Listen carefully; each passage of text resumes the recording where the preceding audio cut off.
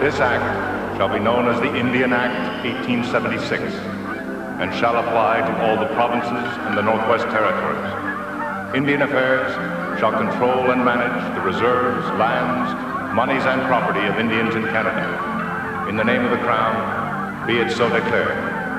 Something that the government knew.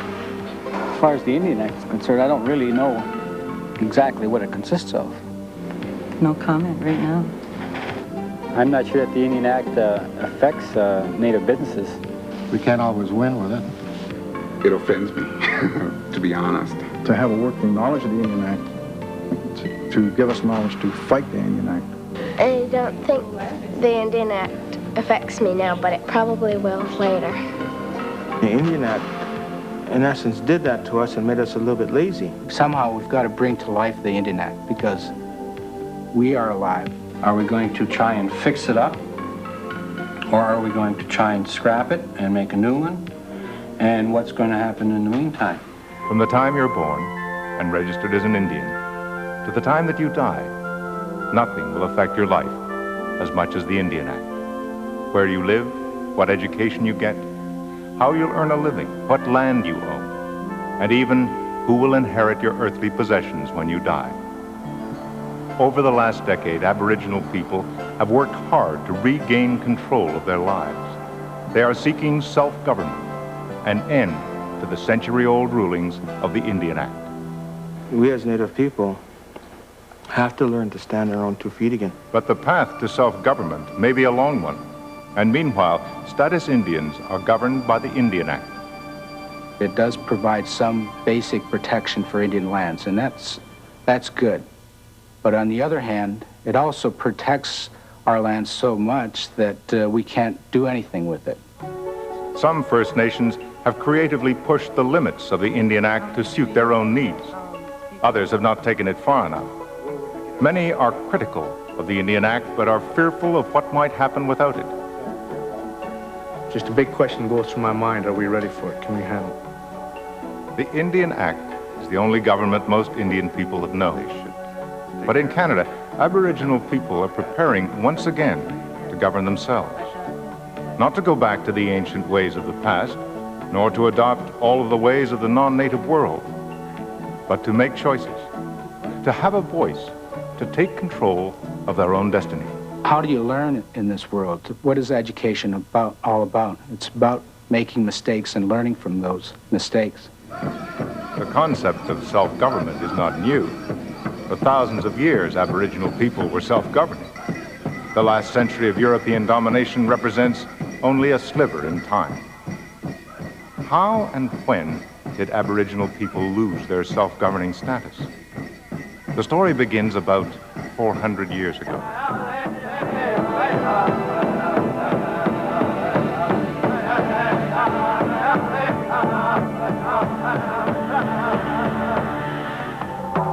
The new European settlers seek help and friendship from Canada's original people. They depend upon native survival know-how, hunting, guiding, medicines. Later, more immigrants arrive. Now, instead of friendship, Europeans look to the Indian for military alliances in battle.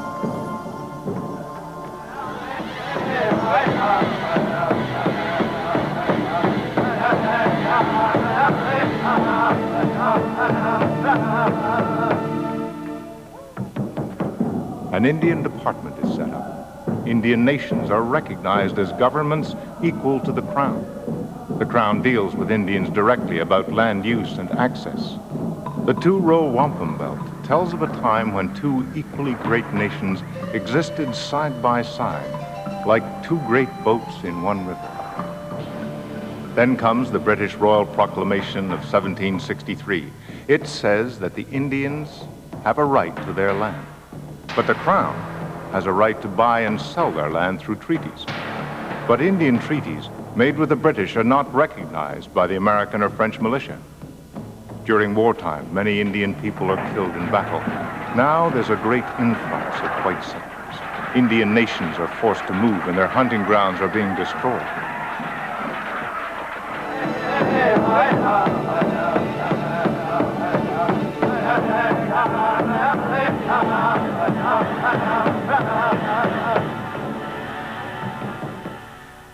In peacetime, Indians are no longer needed as military allies. Their homeland has been eradicated by land acts and treaties. A once powerful people are dying off from battles and starvation, from European-born diseases like smallpox. The white immigrant population is booming. The government no longer needs the Indian. They talk about abolishing the Indian Department. But many feel that Indians need to be civilized, to be saved from savagery. The Crown takes on a fatherly obligation to its one-time allies.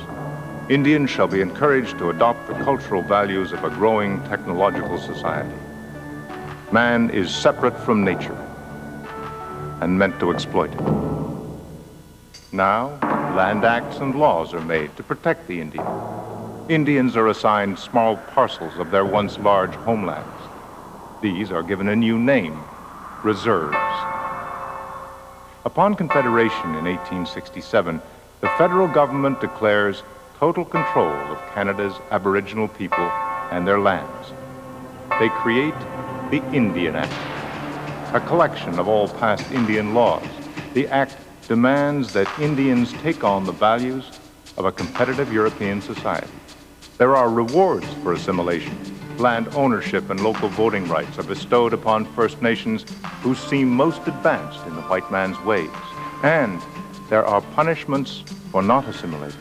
Totem poles are destroyed, Indian festivals and potlatches are outlawed. Wearing traditional dress becomes a criminal offense. As late as 1951, violators will be jailed. The Indian Act now dictates all aspects of Indian life, where Indians can live, who and what is an Indian, how Indians must make decisions through their councils and chiefs. Aboriginal leaders protest and many are arrested. Indians become targets for salvation by misguided missionaries and residential schools.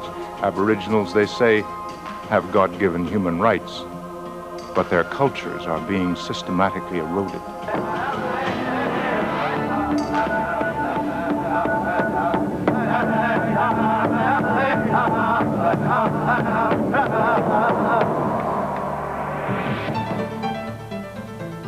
It's a new era of peace. Make love, not war. In 1960, John Diefenbaker's Bill of Rights gives all status Indians the federal vote. There is a slowly changing sensitivity to Aboriginal cultures and rights. Then a new Prime Minister and a new Indian policy proposed, the White Paper.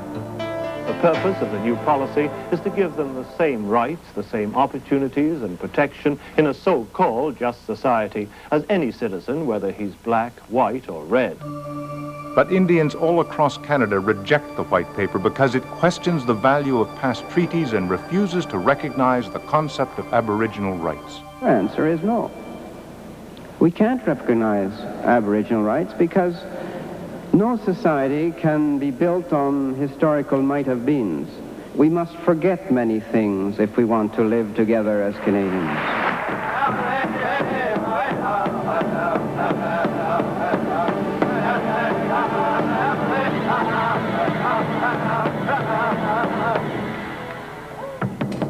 But Aboriginal peoples won't let Canada forget what might have been.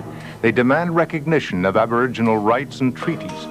Through the 70s, they used the white man's system to make their point.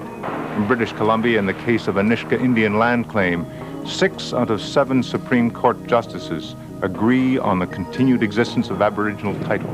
And in Ottawa, the federal government reluctantly accepts the Berger Commission's recommendations. Aboriginal concerns have to be taken into account before building gas or oil pipelines across traditional northern lands. In 1982, treaty and Aboriginal rights are affirmed in the new Canadian Constitution. First Ministers' conferences begin with Aboriginal leaders. The Prime Minister proposes a new amendment endorsing the principle of Aboriginal self-government. Aboriginal leaders are encouraged, but most premiers object that the term self-government is too vague. They aren't prepared to take a leap of faith.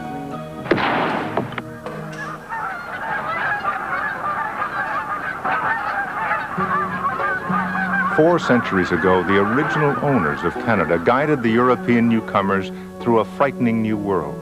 In today's nuclear and technological world, we are all newcomers. Our very planet is at risk.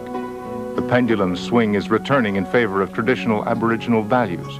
These values have survived for thousands of years and may once again guide the future of the earth.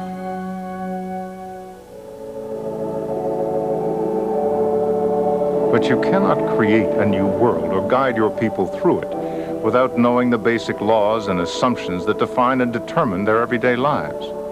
The Indian Act forms the fabric of those everyday lives. This is a story about the Indian Act and how it's affected one Indian First Nation in Ontario, how they've worked with it, around it, and in spite of it, and how they are using what they've learned to move closer to governing themselves.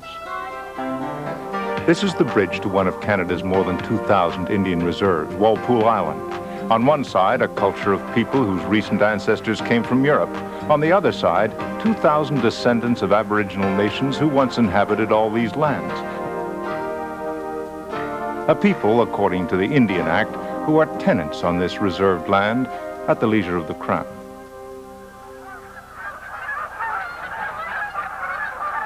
The Indian Act requested that all bands form an electoral system with a council and a chief. The act didn't allow Indian women to vote in band elections, but it did permit white men to run for chief. The Crown set itself as the ultimate authority over all band councils. The Crown assigned an Indian agent to each band, and the agent's authority included everything from controlling council meetings to handing out cod liver oil. But in 1965, Walpole Island ousted their Indian agent. They challenged the limits of the Indian Act and took one big step toward regaining self-government. This took the strong local leadership of Walpole's then chief and council to push for more responsibility. People often ask us how we did it, and the answer comes back every time, it's just we did it. The ousting of the Indian agent was an historic step towards regaining self-government. Walpole is still developing innovative alternatives for greater self-government under the present reality of the Indian Act. Before the Indian Act ever existed, Indians and their land were exploited by dishonest people. The Crown wanted to protect its interests in these Indian lands and control their release for white settlement. So they created reserves and the surrender process. Now, only the government was authorized to sell or lease Indian land on the First Nations' behalf. The Indian First Nations historically couldn't lease out their own lands. They had to go through Indian Affairs. They had to literally surrender control of these lands to the government. Bill C-115 is a recent attempt to correct this injustice. Surrender is threatening. The very word is threatening. I don't know how they got it in there. To me, it implies just giving up. And we just won't give up anymore. Farmlands are exempt from this surrender process. And here, Walpole Island has proven its land management ability. It successfully leases and manages its own farming enterprise. Chances are land surrenders lose money for First Nations. They can't deal directly with the land tenant to negotiate better terms. So money, time, and tenants are often lost.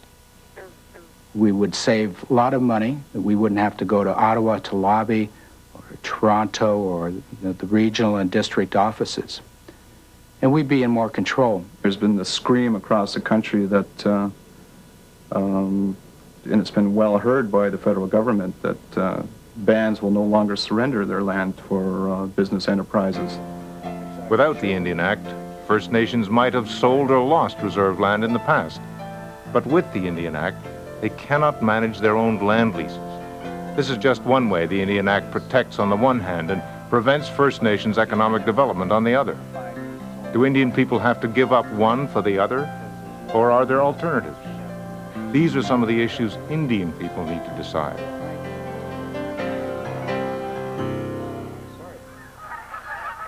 The Department of Indian Affairs permits a band to manage its surrendered lands, if it likes the band's track record in land and financial management. Walpole Island is probably well qualified, but for over a century, the band has never applied for authority to lease its own hunting and fishing areas. Why? One reason is that government funding for land management by the bands has been limited to 5 years. After that, the band has to pay the cost from their own land revenues. Many bands are afraid of taking this on. Without question, I believe that we could take care of our own lands.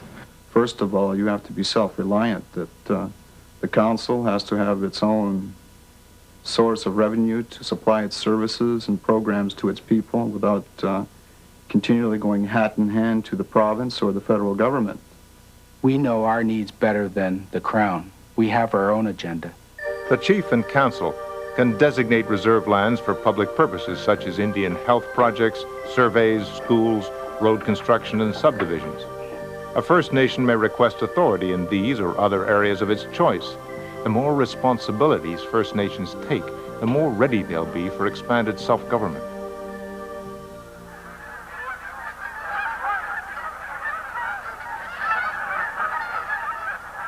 To buy a home or set up a business, most people have to get bank loans. But banks and credit institutions don't want to loan money to Indians living on reserves because of the Indian Act. The Act says that if an Indian loan defaults, the bank cannot legally seize any reserve land or property. This means that Indians on reserves don't have collateral. If they don't pay off their loan, the bank can't seize their property to pay it off. It's very difficult for them to acquire financing to start up small businesses, either if it's on the reserve here or even to do business on the outside. You have to go to the bank first, okay, and then they turn you down, then you go to another bank and what have you, and then you go to another funding source. Today, Aboriginal people have a wide range of business dealings with the off-reserve world, yet they're denied access to the usual sources of credit. Some people have found ways around this limitation. The jobs around here were scarce. I got a family of 5, that's my wife and I, and I said, well, there's got to be a different route. Earl and Selena Pinance started their marina a few years ago with a borrowed jet pump. Today, they're building a 10-unit motel with marina dockage for 40 boats. It took a long time. And I can't believe where we are today. After all the hard work he's done, from using a board, you know, to pound in the spiles, and then he went to a wooden barge, and next he had the steel barge. There are alternative sources of credit in the Indian community, such as the 7 Bands Incentive Program in southwestern Ontario and the Native Economic Development Program nationally, but all have their limitations. Some First Nations, like Walpole Island, have developed well-managed housing loan programs, but the need for loans exceeds the band's available funds and depletes its resources. Meanwhile, Indian people on reserves aren't developing valuable credit ratings in standard loan institutions. They can't compete in the larger marketplace. The Walpole First Nation has looked for alternative ways to succeed in business, but it only really started building a local economy after the exit of the Indian agent in 1965. Before that, it couldn't even buy farm equipment to farm its arable land. Then farm loan programs for Indian people opened up. A farm credit corporation loaned the council money for equipment and seeds for 200 acres. This blossomed into a 4,400-acre farm, one of the largest of its kind in Ontario. Walpole Island realized that its businesses didn't have to start or stop with the Indian Act. They created new ways of establishing loans and credit ratings. Over the past 3 years, Rick Kuyosh started a bus line on the reserve. It proved so successful that he was able to get a bank loan for a new gas station. I got that funding through Indian Affairs and a program called NADP out of Winnipeg. And I went to my bank and I asked him if I can get a loan to start a gas station. And he took it to his manager and he said, okay. So that's how I got my second business, through the bank loan. Howard Isaac operates a duck hunting business, sells firewood and fuel, and he and his wife just opened a restaurant, the Island Cafe.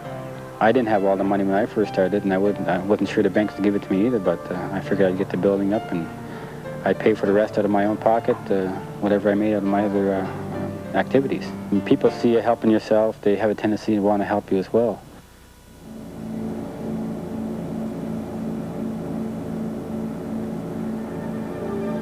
The Indian Act can allow a band to establish its own membership rules and assume control of its own band list. Walpole, however, has not taken control of its band list because they don't acknowledge the rightness of the Indian Act membership rules. Some person in Ottawa tells us if we're Indian or not.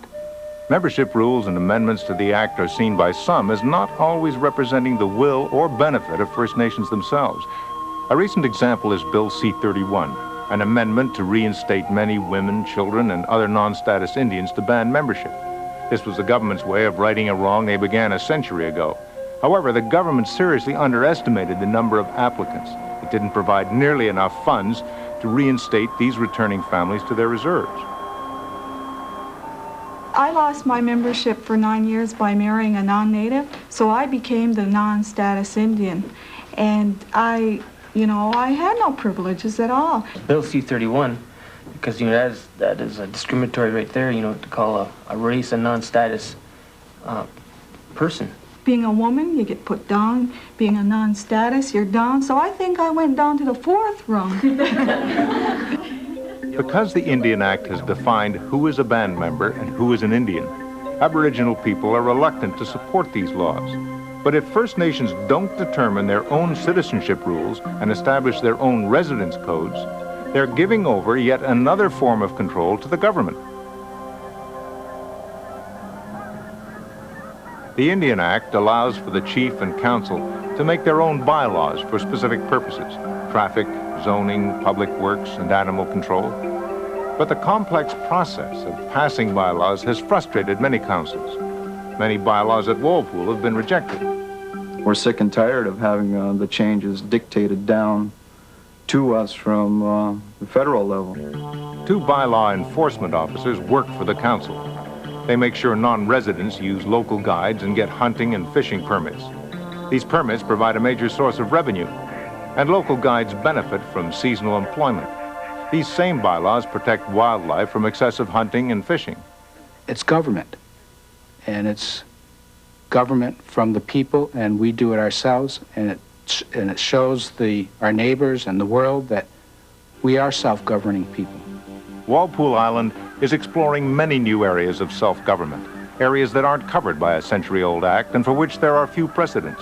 They've developed their own research and resource center, Nindoobjik. It conducts cooperative community-based research in environmental protection and socioeconomic development.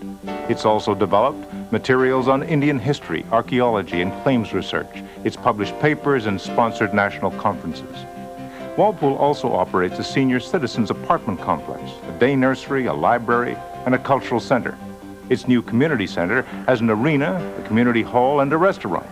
The community farm provides a number of steady jobs, and the council has plans for the development of future industrial sites. The band participates in the Indian policing program through the Walpole Island Police Force. Through its education committee, the Walpole Island Council is active in school affairs and operates a school up to grade 8. In all these areas, Walpole Island and all of Canada's First Nations need to explore the many paths towards self-government, to take steps for the future, and to help ease the path of their grandchildren. First Nations like Walpole Island are talking about these choices and are working to create innovative alternatives. But each person's voice must be heard. I think we're going to experience a rough time ahead of us, but we're going to survive. I don't think there's anything really to be afraid of.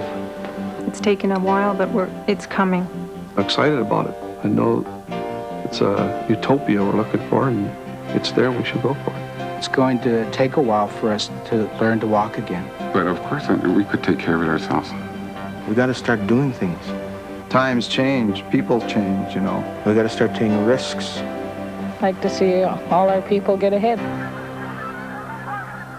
If the Indian Act would be thrown out tomorrow, I know we'd still be around tomorrow, but we'd still be around 100 years from now as well, and 1,000 years from here.